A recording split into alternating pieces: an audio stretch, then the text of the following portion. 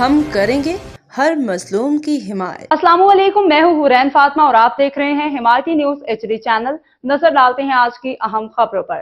عوامی کالونی تھانہ میں سینئر صحافی رستم علی جمالی کے خلاف FIR پہ دھرنے کا اعلان۔ پولیس افسران کے خلاف کارروائی نہ ہونے پہ صحافی برادری میں شدید تشویش۔ ایڈیشنل IG آفس کے باہر مظاہرہ بھوک ہڑتال کا انتباہ۔ سول سوسائٹی اور سیاسی تنظیمیں بھی صحافیوں کے ساتھ میدان میں آ گئیں۔ کسی دباؤ میں نہیں آؤں گا، پولیس کی کالی بھیڑوں کو بے نقاب کرتا رہوں گا، سینئر صحافی رستم علی جمالی کا عزم۔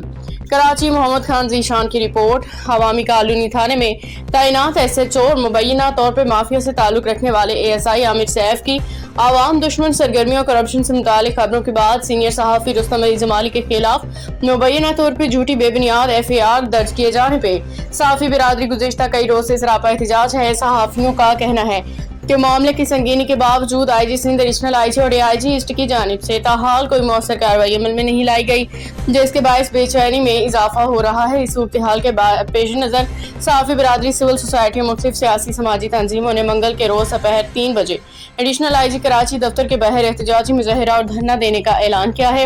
سندھ پریس کلب سے وابستہ عہدیداران اور صحافیوں نے SSP کورنگی اور DIG ایسٹ کو خبردار کرتے ہوئے کہا کہ اگر عوامی کالونی تھانے میں مبینہ طور پر ملوث اہلکاروں کے خلاف فوری کارروائی نہ کی گئی اور جھوٹی FIR واپس نہ لی گئی تو احتجاج کا دائرہ وسیع کیا جائے گا، جس میں بھوک ہڑتال بھی شامل ہو سکتی ہے۔